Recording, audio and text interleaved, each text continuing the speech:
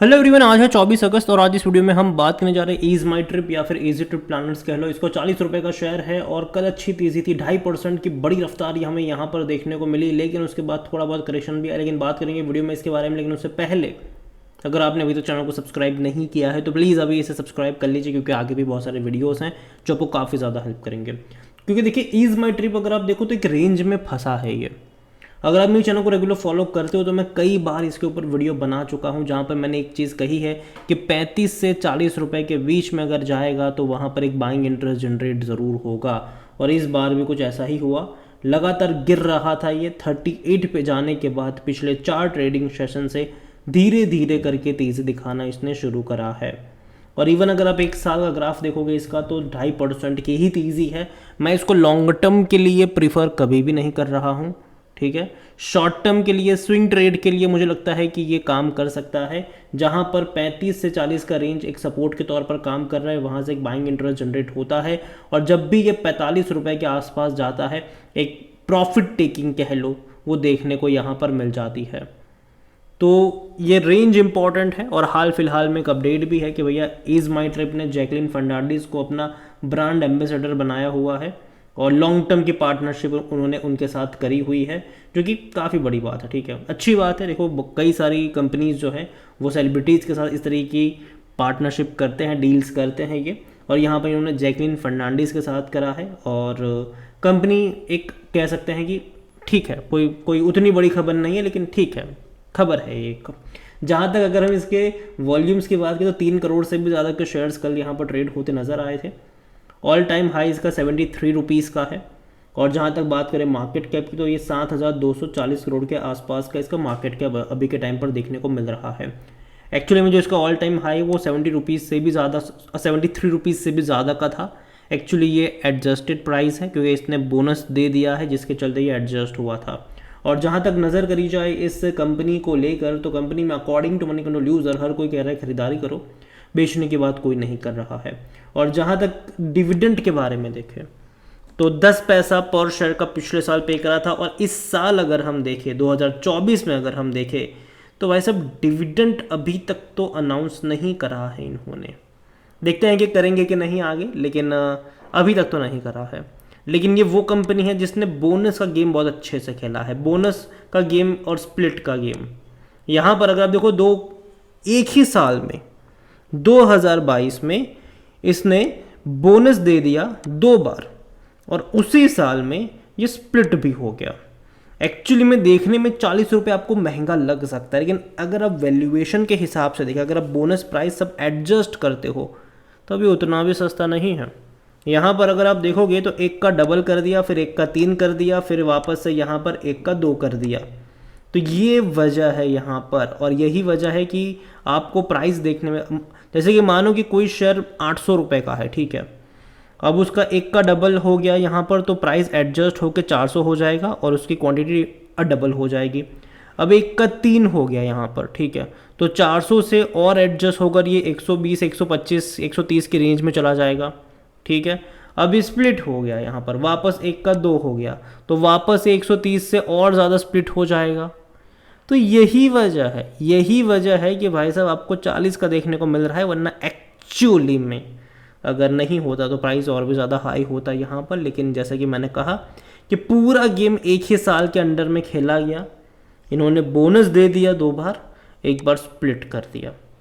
और जहाँ तक इनके वैल्यूएशन की बात करें, जैसे कि मैंने कहा 40 रुपये देखने में सस्ता है, लेकिन इन्होंने इन बोनस वगैरह के चलते प्राइस एडजस्टेड करा है, लेकिन वैल्यूएशन तो एडजस्ट नहीं होगा ना। 64 का पी है, सेक्टर पी 44 का है, महंगा डेफिनेटली है ये, इस प्राइस पे भी महंगा है, इस प्राइस पे भी महंगा है ये। कोई भी एनालिस्ट खरीदारी करने की रिकमेंडेशन नहीं कर रहा है। जो 100% लोग बोल रहे थे वो मनी कंट्रोल यूज़र्स हैं, आप और हमारे जैसे लोग हैं, वो कोई भी एक्सपर्ट यहाँ पर अपनी राय नहीं दे रहा है।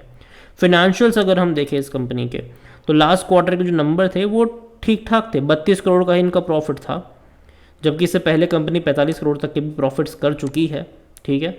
रेवेन्यू भी 155 करोड़ का ही रहा, जबकि इससे पहले कंपनी 165, 170 करोड़ के भी रेवेन्यू दिखा चुकी है।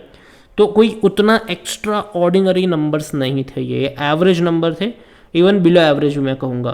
हालांकि पिछले साल से कंपेयर करोगे तो आपको अच्छे लगेंगे, लेकिन पिछले 2 क्वार्टरों से कंपेयर करोगे, इवन दिसंबर से मैं कंपेयर करूँ तो अच्छा नहीं, लेकिन हाँ दिसंबर से कंपेयर करना भी सही नहीं होगा, क्योंकि रीज़न ये है कि फेस्टिवल सीज़न होता है और भाई साहब वर्ल्ड कप और IPL का दौर था ये, ठीक है। तो वो चीज़ भी है यहाँ पर। और जहाँ तक बात करी जाए इसके शेयर होल्डिंग को लेकर, तो प्रमोटर के पास 64.30% है, और ज़्यादा क्वांटिटी यहाँ पर कोई लेकर बैठा है तो वो रिटेल इन्वेस्टर है 22.57%। और ये प्रॉब्लम यहाँ पर क्यों है, क्योंकि प्रमोटर की जब होल्डिंग 75% की थी, प्रमोटर ने जो लगातार बेचा है वो सिर्फ और सिर्फ रिटेल इन्वेस्टर ने खरीदा है, इंस्टीट्यूशंस ने भी नहीं खरीदारी करी है यहाँ पर। हालांकि सितंबर से भी, और अगर आप पीछे चले जाओगे तो एक क्लियर आपको पता चलेगा कि भाई साहब यहाँ पर जो बड़ी क्वांटिटी में खरीदारी हुई है वो सिर्फ और सिर्फ रिटेल इन्वेस्टर्स की ही हुई है। इवन सितंबर में भी देखो तो 16% की होल्डिंग थी रिटेल इन्वेस्टर की, वो बढ़ा के 22 पर आ चुके हैं। इवन इससे पहले अगर जाओगे सितंबर से और पीछे अगर जाओगे तो रिटेल इन्वेस्टर की होल्डिंग 10% से भी कम की थी, आज वो 22% पर बैठे हैं, सबसे ज़्यादा क्वांटिटी वही लेकर बैठे हुए हैं। तो ये एक प्रॉब्लम ज़रूर है कि बहुत सारी क्वांटिटी यहाँ पर रिटेल इन्वेस्टर के पास आ चुकी है, जो कि नहीं होना चाहिए। इंस्टीट्यूशंस लगातार बेच रहे हैं, प्रमोटर ने भी लगातार बिकवाली यहाँ पर करी हुई है। 0.08% म्यूचुअल फंड के पास है, 2.51% डोमेस्टिक इंस्टीट्यूशन के पास है, FIs भी 2.56% का स्टेक लेकर बैठे हैं, अदर पार्टी 7.97% पर है। तो शेयर होल्डिंग पैटर्न उतना ज़्यादा एंकरेजिंग नहीं लगता है मुझे, और देखो मैं और इसीलिए मैं इसको लॉन्ग टर्म के लिए बात नहीं करता हूँ। मुझे तक ये स्विंग ट्रेड के लिए इस्तेमाल हो सकता है, लेकिन लॉन्ग टर्म के लिए तो कतई नहीं। और जहाँ तक बात करी जाए इस कंपनी को लेकर, तो एक साल में जो तेज़ी इसने दिखाई थी उस तेज़ी की वजह भी थी। जब ये 38 रुपीज़ से भागा था और 50 रुपये से भी ऊपर गया था, ये वो दौर था जब बाइकआउट मालदीव्स वाला ट्रेंड चल रहा था, और इन्होंने भैया खुल के विरोध किया था मालदीव्स का, अपनी फ्लाइट्स वगैरह सब कुछ कैंसिल करे थे, पैकेज सब कुछ कैंसिल करे हुए थे, और लक्षद्वीप को प्रमोट करना स्टार्ट करा था, जिसका काफ़ी अच्छा पॉजिटिव मोमेंटम भी क्रिएट हुआ।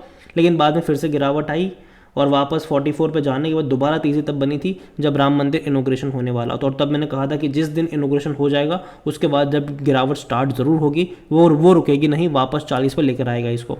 और ऐसा हुआ भी सही, वापस नीचे भी गया। और अगर आप चाहो तो मेरे पुराने वीडियोज़ भी देख सकते हो, जहाँ पर मैंने कहा था कि जिस दिन राम मंदिर का इनोग्रेशन हो जाएगा उस दिन हमें यहाँ पर गिरावट भी देखने को मिलेगी। तब इन्होंने देखो जब राम मंदिर का इनोग्रेशन हो रहा था तब इन्होंने कई सारी अनाउंसमेंट्स भी करी थी, मतलब इनोग्रेशन की जब डेट आ चुकी थी, तैयारियाँ हो रही थी, इन्होंने 5 स्टार होटल बनाने की बात करी थी अयोध्या में, ठीक है। तब भी मैंने कहा था कि बहुत अच्छा प्लान है, 5 स्टार होटल बहुत बढ़िया प्लान है इनका, कोई दिक्कत की बात नहीं है, लेकिन उसको बनाने में बहुत साल निकल जाएंगे इनके।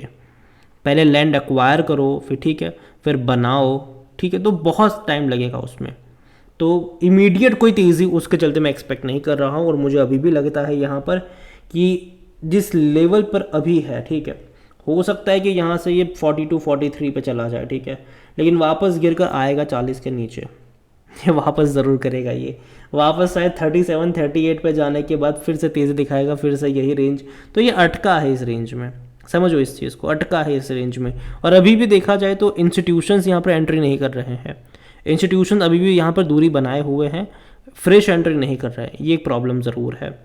तो ओवरऑल मैं इतना ही कहूँगा इज़ माई ट्रिप प्लानर्स के बारे में कि भाई साहब लॉन्ग टर्म का खिलाड़ी ये नहीं है। रीज़न ये है कि इस सेक्टर में बहुत सारी कंपनियां हैं, बहुत सारी कंपनियां हैं, और आने वाले टाइम में भैया अभी अंबानी भी आ रहे हैं, ठीक है, अंबानी भी अभी इसमें आने वाले हैं बहुत जल्दी। अदानी तो कूद ही चुके हैं, अंबानी भी यहाँ पर आने वाले इस स्पेस में, तो जो मार्जिन हो जाएगा ना वो बहुत कम हो जाएगा। और दूसरी तरफ कई और कंपनीज जो भैया लिस्टेड भी नहीं है, ठीक है, हालांकि यात्रा, मेक माई ट्रिप, चलो ये तो लिस्टेड भी है, और भी कई सारी कंपनीज है जो कि लिस्टेड भी नहीं है स्टॉक मार्केट पे, वो भी। इवन जोमेटो जो आ रहा है ना, इन्होंने पेटीएम का जो खरीदने वाले ना जोमेटो टिकटिंग वगैरह के लिए, मुझे हैरानी नहीं होगी कि भैया इवेंट्स और मूवी टिकट्स के साथ साथ ये इन सब के बारे में, मतलब फ्लाइट टिकट्स भी शुरू कर दे वो लोग, हो सकता है, ठीक है। बहुत सारी चीज़ें यहाँ पर आपको देखने को मिलने वाली है, तो नज़र रखिए इस कंपनी के ऊपर। लेकिन हाँ, लॉन्ग टर्म का आउटलुक मुझे उतना स्टेबल नहीं लगता है। अगेन ये मेरा पर्सनल ओपिनियन है, कोई भी इन्वेस्टमेंट एडवाइस नहीं है। ये वीडियो को यहीं पे एंड करता हूँ। पसंद आया हो तो लाइक करें, शेयर करें, चैनल पर अगर पहली बार है तो प्लीज़ सब्सक्राइब करें। और इजी ट्रिप प्लानर्स के बारे में आप क्या सोचते हैं वो भी आप मुझे कमेंट में लिख के बता सकते हैं। Thank you.